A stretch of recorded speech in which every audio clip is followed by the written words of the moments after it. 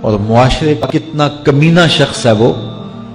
جو کسی کی بیٹی کو اس لیے تنگ کرتا ہے کہ وہ جہیز نہیں لے کے آئی، یا وہ اس کی خواہش کے مطابق، اس کی توقع کے مطابق جہیز نہیں لائی۔ شریعت اسلامیہ نے تو نکاح کو آسان قرار دیا، اور یہ جو ہم اتنی لمبی چوڑی باراتیں لے کر کے چلے جاتے ہیں بیٹی والوں کے گھر میں، تو اسلام میں تو اس کا ایسا کوئی تصور نہیں ہے۔ 500 600 لوگ بیٹی والوں کے ہاں چلے جاتے ہیں اور جس طرح کسی محاذ پہ جا رہے ہیں۔ نکاح فی المساجد کا رواج اگر ڈالا جائے تو ہماری زندگیاں سوکھی ہو جاتی۔ یہ جو مروج سلسلہ ہے، اس سے غریب لوگ تو پریشان ہیں ہی، امیر لوگ بھی سکھ میں نہیں ہیں۔ آج 1 کروڑ روپیہ شادی پہ خرچ آ رہا ہے، اور جس کی 4 بیٹیاں ہیں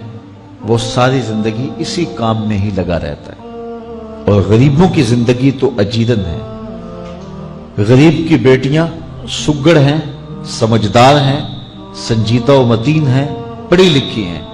خوبصورت ہیں، لیکن ان کے رشتے قبول اس لیے نہیں کیے جا رہے کہ ان کے پاس دینے کے لیے کچھ نہیں۔ اور اب ایک سلسلہ چلا جہیز فنڈ کا اور اجتماعی شادیوں کا، تو شاید کسی کے لیے اس میں تسکین ہو، لیکن میں تو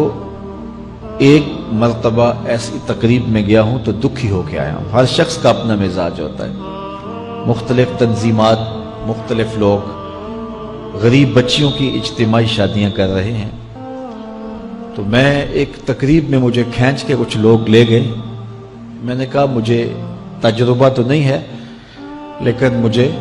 لگتا ہے کہ میرے لیے تکلیف کا سامان ہوگا، اور دوست جس مقصد کے لیے مجھے لے کے جا رہے ہیں تو ان کا مقصد بھی پورا نہیں ہوگا۔ ایسا ہی ہوا، ایک ہال میں 15 سے 20 بچیاں تھیں، اور دوسری جانب 15 سے 20 بچے تھے، اور ان کے مہمان، ان کا ہجوم تھا، اور اسٹیج کے اوپر جو کرسیاں لگی تھیں ان پر مخیر حضرات بیٹھے ہوئے تھے جنہوں نے سرمایہ لگایا اور جہیز فنڈ دیا، اور تنظیم کے لوگ آ کے اپنی کارکردگی بیان کر رہے تھے۔ تو آخر میں انہوں نے مجھے کہا کہ ہم آپ سے کچھ سننا چاہتے ہیں، تو میں نے بیٹھے بیٹھے کہا کہ میں دعا کر دیتا ہوں، لیکن ان کا اصرار بڑا، تو میں نے مائک پہ آ کے کہا کہ انسان کی زندگی میں 3 موقع ہوتے ہیں جس دن وہ مہمان خصوصی ہوتا ہے، اور سب لوگوں کی نظر اسی کے چہرے پہ ہوتی ہے۔ ایک جب وہ پیدا ہوتا ہے تو کالا کلوٹا بھی ہو تو ساری بستی اس کا منہ دیکھنے آتی ہے، اور اسے بہنیں چاند کہہ کے پکارتی ہیں، چاہے اس کا رنگ گہرا سیاہ کیوں نہ ہو۔ دوسرا موقع انسان پر اس وقت آتا ہے جب وہ دولہا بنتا ہے، تو سارے لوگ اسی کو دیکھتے ہیں، اور وہ نگاہوں کا مرکز ہوتا ہے، اور چیف گیسٹ وہی ہوتا ہے۔ اور تیسرا وقت اس کے اوپر تب آتا ہے جب وہ چٹا لٹھے کا لباس پہنتا ہے، تو سارا شہر اس کا منہ دیکھنے آتا ہے۔ تو میں نے کہا ان غریب لوگوں سے آج تم نے یہ حق بھی چھین لیا۔ آج مخیر حضرات کو اوپر بٹھایا اور ان کو نیچے بٹھایا ہوا ہے، اس لیے کہ یہ غریب ہیں، اور کسی کے چہرے کے اوپر میں نے کہا خوشی کے آثار نہیں نظر آ رہے، اداسیاں ہیں، اور اتنے لوگوں کو ان کی غربت کا گواہ بنا رہے۔ ایک دم سکوت طاری ہو گیا حال پر، چونکہ مجھ سے وہ کچھ ایسی باتیں سننا چاہ رہے تھے جس سے ان کو داد ملتی۔ میں نے کہا تمہارے جذبے اپنی جگہ پہ، لیکن کاش کے رات کے اندھیرے میں ان بیٹیوں کے ماں باپ کو تم نے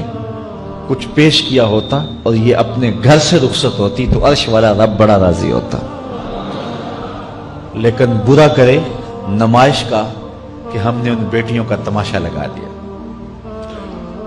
میں ایک شہر میں گیا تو وہاں آج کل وہ پہلے تھا نا عمرے کے ٹکٹ محفل نعت میں، تو آہستہ آہستہ مجمع سمٹ گیا، تو اب ایک نیا سلسلہ شروع ہوا ہے کہ جہیز کی پرچیاں نکالی جائیں گی۔ تو اسی سال آپ کے قرب میں ایک جگہ 10 کے 15 جہیز فنڈ تھے،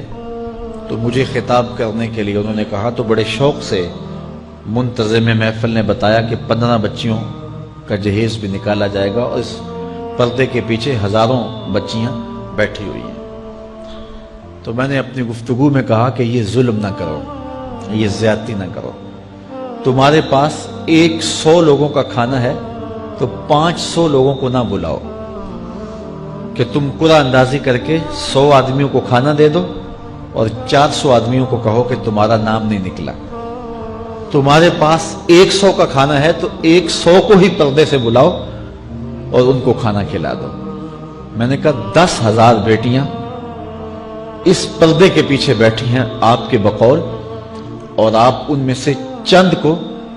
قرعہ اندازی کے ذریعے جہیز فنڈ دے رہے ہیں۔ ہر پرچی پہ 10,000 بیٹی کا دل دھڑکے گا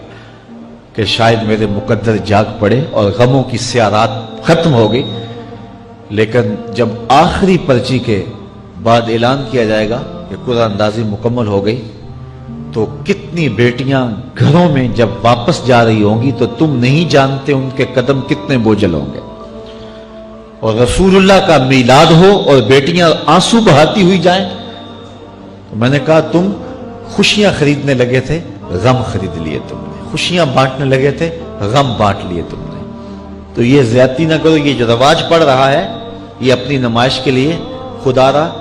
آگے تم نے عمرے کے ٹکٹ بانٹے، بہت کچھ کیا لوگوں کو اکٹھا کرنے کے لیے، اور کیا کیا رنگ اپنائے گئے۔ میں نے کہا وہ اچھا تھا، چلو مجھے اس پر بھی بات ہے، لیکن چلو میں نہیں کرتا، لیکن یہ ظلم نہ کیا جائے کہ محافلات میں مجمع اکٹھا کرنے کے لیے جو ہے وہ غریبوں کی بچیاں بلا کر کے تو 10 کو آپ دے کے باقیوں کہیں کہ معذرت ہمارے پاس اتنا ہی تھا۔ تو آپ کے پاس 100 کا کھانا ہے، 100 کا پانی ہے، تو 500 پیاسوں کو نہ بلائیں، 500 بھوکوں کو نہ بلائیں، 100 کو ہی بلا کر کے پردے سے جو ہے وہ ان کی مدد کریں۔ تو میں یہ کہتا ہوں کہ ہم جہیز فنڈ دینے کی بجائے، یہ جب تک یہ حالات ختم نہیں ہوتے، میں خفیہ طور پہ یہ بھی کرنا چاہیے، لیکن ساری قوم ادھر لگ گئی ہے، تو اس کی بجائے ہمارے علماء کو، ذمہ دار کو، یہ مختلف چینلز کے اوپر یہ جو ٹاکنگ ہوتی ہے اس پہ گفتگو ہونی چاہیے کہ اس رسم کو ختم کیا جائے اور معاشرے کی تربیت کی جائے کہ بیٹیوں کا رشتہ اس لیے قبول کیا جائے کہ وہ دیندار ہیں، وہ پردے دار ہیں، وہ سگڑ ہیں، وہ پڑھی لکھی ہیں اور ان کے اخلاق اچھے ہیں، یہ معیار بنایا جائے، دولت کو معیار نہ بنایا جائے۔